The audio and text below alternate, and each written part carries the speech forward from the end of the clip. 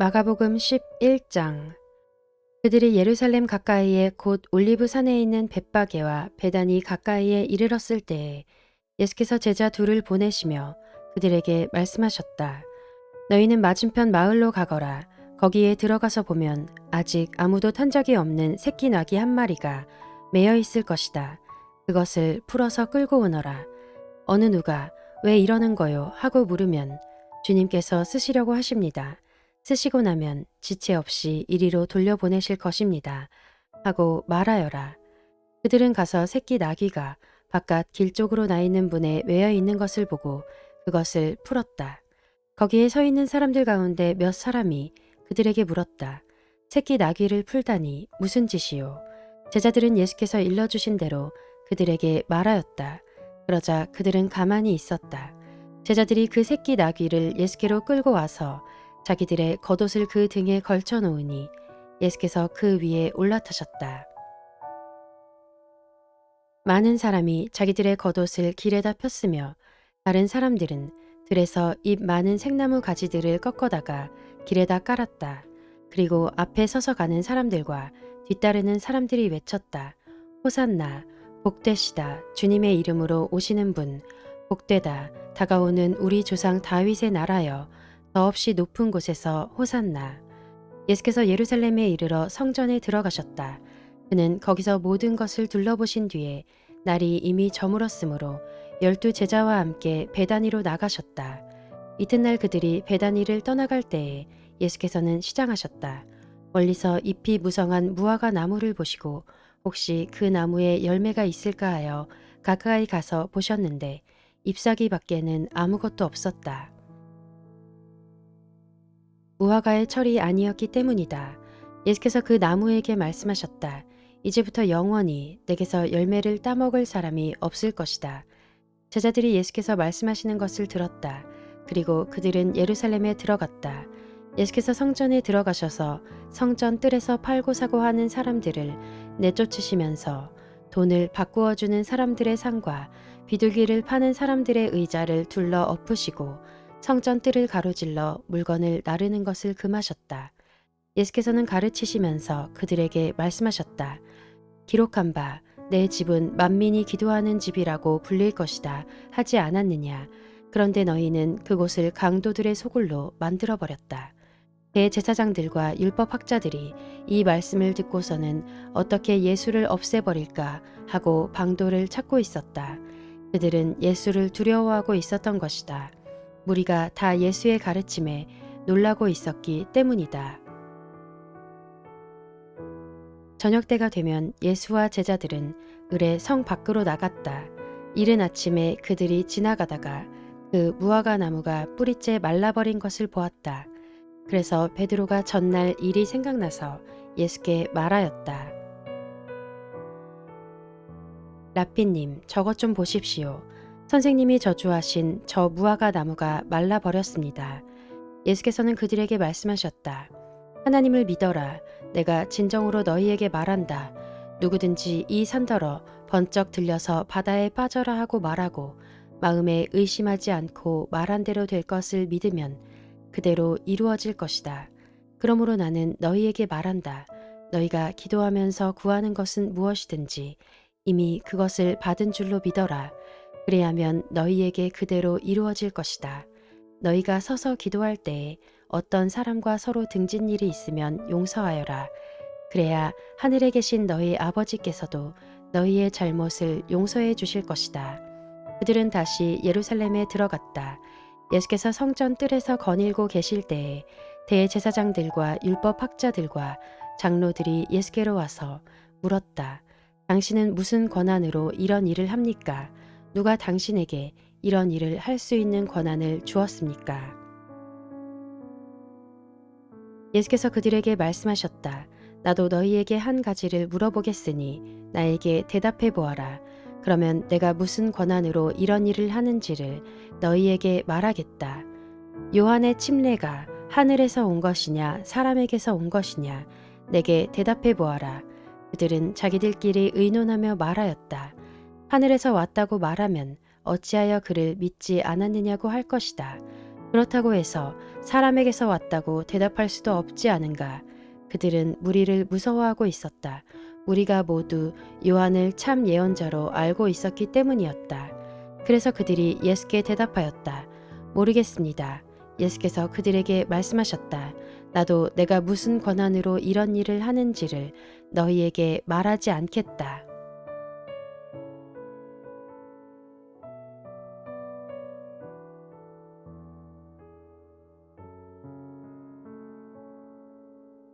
마가복음 12장. 예수께서 그들에게 비유로 말씀하기 시작하셨다. 어떤 사람이 포도원을 일구어서 울타리를 치고 포도즙을 짜는 확을 파고 망대를 세웠다. 그리고 그것을 농부들에게 새로 주고 멀리 떠났다. 때가 되어서 주인은 농부들에게서 포도원 소출의 얼마를 받으려고 한 종을 농부들에게 보냈다. 그런데 그들은 그 종을 잡아서 때리고 빈손으로 돌려보냈다. 주인이 다시 다른 종을 농부들에게 보냈다. 그랬더니 그들은 그 종의 머리를 때리고 그를 능욕하였다. 주인이 또 다른 종을 농부들에게 보냈더니 그들은 그 종을 죽였다. 그래서 또 다른 종을 많이 보냈는데 덜어는 때리고 덜어는 죽였다. 이제 그 주인에게는 단 한 사람, 곧 사랑하는 아들이 남아 있었다. 마지막으로 그 아들을 그들에게 보내며 말하기를 그들이 내 아들이야 존중하겠지 하였다. 그러나 그 농부들은 서로 말하였다. 이 사람은 상속자다. 그를 죽여버리자. 그러면 유산은 우리의 차지가 될 것이다. 그러면서 그들은 그를 잡아서 죽이고 포도원 바깥에다가 내던졌다. 그러니 포도원 주인이 어떻게 하겠느냐. 그는 와서 농부들을 죽이고 포도원을 다른 사람들에게 줄 것이다. 너희는 성경에서 이런 말씀도 읽어보지 못하였느냐. 집을 짓는 사람이 버린 돌이 집 모퉁이의 머릿돌이 되었다. 이것은 주님께서 하신 일이요. 우리 눈에는 놀랍게 보인다. 그들은 이 비유가 자기들을 겨냥하여 하신 말씀인 줄 알아차리고 예수를 잡으려고 하였다. 그러나 그들은 무리를 두려워하여 예수를 그대로 두고 떠나갔다. 그들은 말로 예수를 책잡으려고 바리새파 사람들과 헤롯 당원 가운데서 몇 사람을 예수께로 보냈다. 그들이 와서 예수께 말하였다. 선생님, 우리는 선생님이 진실한 분이시고 아무에게도 매이지 않는 분이심을 압니다. 선생님은 사람의 겉모습으로 판단하지 않으시고 하나님의 길을 참되게 가르치십니다. 그런데 황제에게 세금을 바치는 것이 옳습니까? 옳지 않습니까? 바쳐야 합니까? 바치지 말아야 합니까? 예수께서 그들의 속임수를 아시고 그들에게 말씀하셨다. 어찌하여 나를 시험하느냐? 데나리온 한 잎을 가져다가 나에게 보여보아라. 그들이 그것을 가져오니 예수께서 그들에게 물으셨다. 이 초상은 누구의 것이며 적힌 글자는 누구의 것이냐? 그들이 대답하였다. 황제의 것입니다. 예수께서 그들에게 말씀하셨다. 황제의 것은 황제에게 돌려주고 하나님의 것은 하나님께 돌려드려라. 그들은 예수께 경탄하였다. 부활이 없다고 주장하는 사두개파 사람들이 예수께 와서 물었다. 선생님, 모세가 우리에게 써주기를 어떤 사람의 형이 자식이 없이 아내만 남겨두고 죽으면 그 동생이 그 형수를 맞아들여서 그의 형에게 대를 이을 자식을 낳아 주어야 한다 하였습니다. 형제가 7 있었습니다. 그런데 마지가 아내를 얻었는데 죽을 때의 자식을 남기지 못하였습니다. 그리하여 둘째가 그 형수를 맞아들였는데 그도 또한 자식을 남기지 못하고 죽고 셋째도 그러하였습니다. 7이 모두 자식을 두지 못하였습니다. 맨 마지막으로 그 여자도 죽었습니다. 그들이 살아날 부활 때에 그 여자는 그들 가운데 누구의 아내가 되겠습니까? 7이 모두 그 여자를 아내로 맞아들였으니 말입니다. 예수께서 그들에게 말씀하셨다. 너희는 성경도 모르고 하나님의 능력도 모르니 잘못 생각하는 것이 아니냐. 사람이 죽은 사람들 가운데서 살아날 때에는 장가도 가지 않고 시집도 가지 않고 하늘에 있는 천사들과 같다.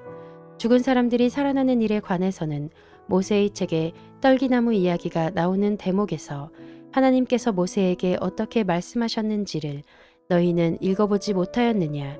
하나님께서는 모세에게 말씀하시기를 나는 아브라함의 하나님이요 이삭의 하나님이요 야곱의 하나님이다 하시지 않으셨느냐. 하나님은 죽은 사람들의 하나님이 아니라 살아있는 사람들의 하나님이시다. 너희는 생각을 크게 잘못하고 있다.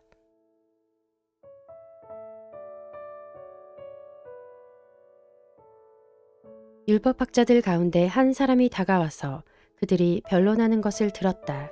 그는 예수가 그들에게 대답을 잘 하시는 것을 보고서 예수께 물었다. 모든 계명 가운데서 가장 으뜸되는 것은 어느 것입니까? 예수께서 대답하셨다. 첫째는 이것이다. 이스라엘아 들어라. 우리 하나님이신 주님은 오직 한 분이신 주님이시다. 내 마음을 다하고 내 목숨을 다하고 내 뜻을 다하고 내 힘을 다하여 너의 하나님이신 주님을 사랑하여라. 둘째는 이것이다. 내 이웃을 내 몸같이 사랑하여라. 이 계명보다 더 큰 계명은 없다. 그러자 율법학자가 예수께 말하였다. 선생님, 옳은 말씀입니다. 하나님은 한 분이시요 그 밖에 다른 이는 없다고 하신 그 말씀은 옳습니다. 또 마음을 다하고 지혜를 다하고 힘을 다하여 하나님을 사랑하는 것과 이웃을 자기 몸같이 사랑하는 것이 모든 번제와 희생제보다 더 낫습니다. 예수께서는 그가 슬기롭게 대답하는 것을 보시고 그에게 말씀하셨다. 너는 하나님의 나라에서 멀리 있지 않다. 그 뒤에는 감히 예수께 더 묻는 사람이 없었다. 예수께서 성전에서 가르치실 때에 이렇게 말씀하셨다. 어찌하여 율법학자들은 그리스도가 다윗의 자손이라고 하느냐? 다윗이 성령의 감동을 받아서 친히 이렇게 말하였다. 주님께서 내 주께 말씀하셨다. 내가 내 원수를 내 발 아래에 굴복시킬 때까지 너는 내 오른쪽에 앉아 있어라. 다윗 스스로가 그를 주라고 불렀는데 어떻게 그가 다윗의 자손이 되겠느냐? 많은 무리가 예수의 말씀을 기쁘게 들었다. 예수께서 가르치시면서 이렇게 말씀하셨다. 율법학자들을 조심하여라. 그들은 예복을 입고 다니기를 좋아하고 장터에서 인사받기를 좋아하고 회당에서는 높은 자리에 앉기를 좋아하고 잔치에서는 윗자리에 앉기를 좋아한다. 그들은 과부들의 가산을 삼키고 남에게 보이려고 길게 기도한다. 이런 사람들이야말로 더 엄한 심판을 받을 것이다. 예수께서 헌금함 맞은 쪽에 앉아서 우리가 어떻게 헌금함에 돈을 넣는가를 보고 계셨다. 많이 넣는 부자가 여럿 있었다. 그런데 가난한 과부 한 사람은 와서 렙돈 2닙, 곧 한 고드란트를 넣었다. 예수께서 제자들을 곁에 불러놓고서 그들에게 말씀하셨다. 내가 진정으로 너희에게 말한다. 헌금함에 돈을 넣은 사람들 가운데 이 가난한 과부가 어느 누구보다도 더 많이 넣었다. 모두 다 넉넉한 데서 얼마씩을 떼어 넣었지만 이 과부는 가난한 가운데서 가진 것 모두 곧 자기 생활비 전부를 털어 넣었다.